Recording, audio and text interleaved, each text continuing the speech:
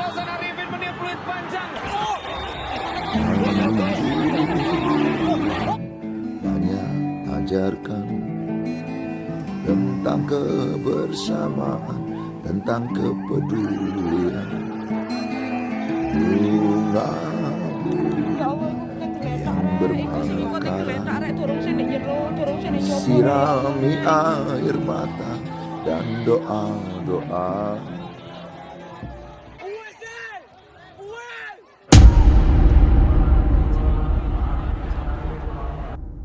Sabtu 1 Oktober 2022, bertepatan dengan Hari Kesaktian Pancasila, sebuah tragedi mengerikan terjadi dalam dunia sepak bola tanah air.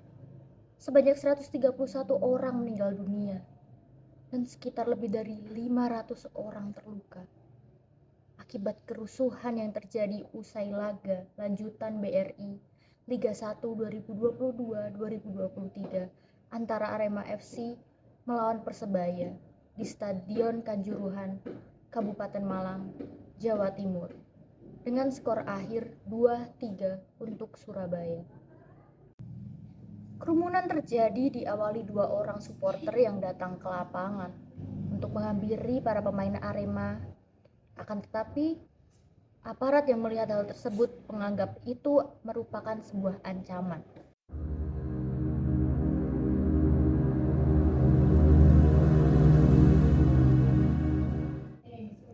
Akibat hal tersebut, jumlah supporter yang turun ke lapangan pun semakin bertambah. Tak sedikit supporter yang menerima pukulan dari aparat. Kekerasan itu dilanjutkan dengan penembakan gas air mata oleh pihak kepolisian.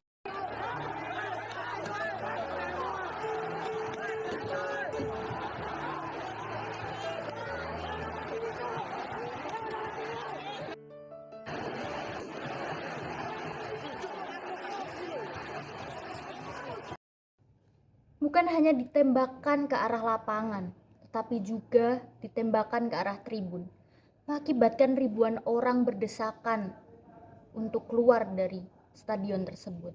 Korban terbanyak ditemukan di tribun selatan, mulai dari pintu 9 hingga pintu 14. Mereka diduga tewas akibat berdesakan saat berupaya untuk menyelamatkan diri dari stadion. Sebagian pintu terkunci, sebagian yang lainnya terbuka hanya tidak lebih dari 2 meter akibat terhalang besi. Kenapa hal tersebut dapat terjadi ketika 2 supporter klub yang mendukung pertandingan tersebut tidak saling berhadapan? Mencermati informasi yang memuat tentang tragedi Kanjuruhan, terdapat berbagai macam analisa yang menyebutkan tentang faktor-faktor penyebab tragedi tersebut dapat terjadi.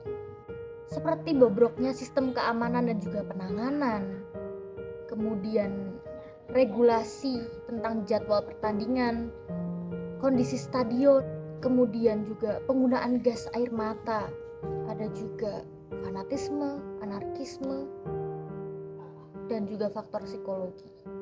Tapi di video kali ini aku nggak akan menjelaskan tentang semua hal itu, karena tentunya apabila kita mencari tahu sudah ada banyak sekali informasi yang menganalisa tentang hal tersebut. Tapi pada akhirnya semua informasi itu selalu saja mengarah ke siapa yang salah, apa penyebabnya, siapakah yang harus bertanggung jawab. Well, apabila saya ingin menjelaskan tentang hal tersebut, tentu saja ini bukan kapasitas saya sebagai seorang awam yang hanya melakukan observasi melalui platform internet seperti itu. Terlepas dari itu semua, tragedi ini benar-benar tragedi yang sangat tidak masuk akal menurut saya, karena mencangkup ranah kemanusiaan. Tentunya penting sekali untuk mengetahui, untuk mencari siapa yang harus bertanggung jawab akan insiden sebesar ini. Tetapi dalam video kali ini saya akan mengajak kalian semua untuk melihat insiden Kanjuruhan ini dari perspektif yang berbeda. Dan tentunya mungkin saja perspektif ini akan lebih mudah diterima dalam pola pikir seorang manusia, yaitu perspektif kemanusiaan. Well, tentu saja kejadian seperti ini tidak akan terjadi apabila nilai kemanusiaan sudah benar-benar terpatri dalam diri semua orang, baik itu supporter, aparat, panitia penyelenggara, officer, bahkan juga pemainnya.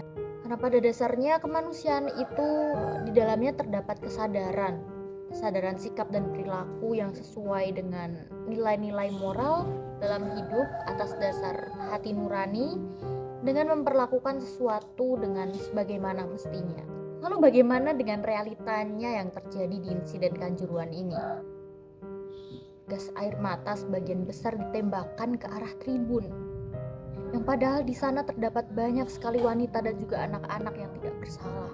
Anarkisme sebagian supporter yang menyulut supporter yang lainnya untuk melakukan hal yang sama. Seringkali kerusuhan terjadi akibat dari kata-kata maupun tindakan yang bersifat emosional, yang kurang bermoral, juga bernuansa arogansi. Panitia penyelenggara yang menjual tiket pertandingan melebihi kapasitas dari stadion itu sendiri, menghiraukan keamanan dan juga ketertiban saat pertandingan berlangsung. Ini merupakan sebuah gambaran ketika kepentingan ekonomi lebih dikedepankan daripada kemanusiaan. Chaosnya situasi di tragedi Kanjuruhan tersebut merupakan sebuah gambaran dari hilangnya rasa kemanusiaan dalam diri manusia. Lalu bagaimana dengan kemanusiaan yang adil dan beradab?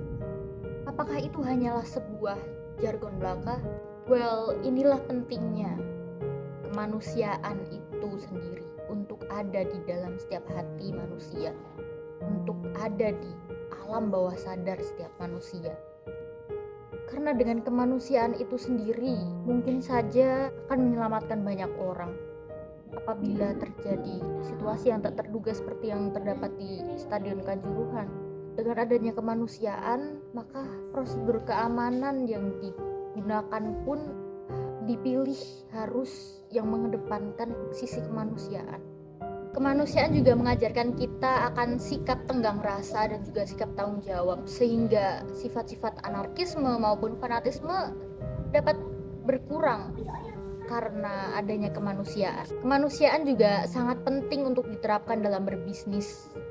Karena dengan kemanusiaan kita menjadi manusia lebih beradab dengan tidak mengedepankan ketamakan yang akan berakhir dengan bencana seperti yang terjadi di tragedi Kanjuruhan.